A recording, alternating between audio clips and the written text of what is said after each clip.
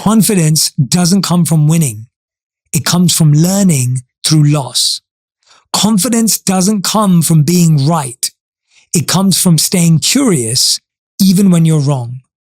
The next lesson is most rejection isn't personal, it's statistical. In dating, work, or life, rejection often feels like a judgment of your worth. But behavioral economists call it base rate neglect, ignoring probability. Most no's aren't about you.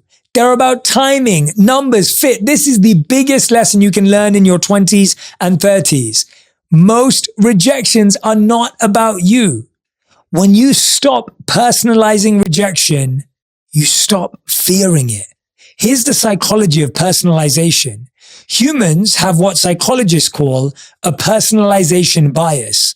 When something negative happens, we assume it's a reflection of us. It's a cognitive distortion, a mental habit of turning randomness into self-blame.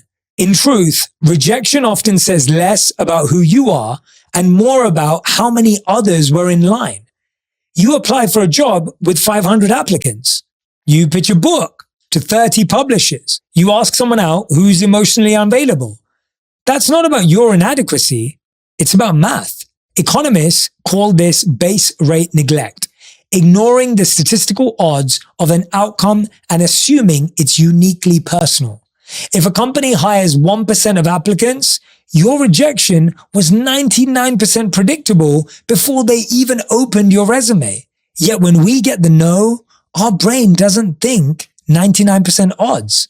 It thinks, I'm not good enough. We mistake statistics for self-worth. Let me give you a dating example. Rejection feels most personal in love, but even there, it's often situational, not personal. A 2018 Stanford study on online dating found that only about 12% of matches led to a single date, and only 2% led to something long-term. That means 98% of romantic outcomes are statistical mismatch, not emotional failure. Compatibility is a numbers game dressed up as fate. Now let's look at it from the perspective of work. Organizational psychology calls this person-organization fit. You could be brilliant, but in the wrong environment, the fit's off. Rejection is often just misalignment, not misperformance.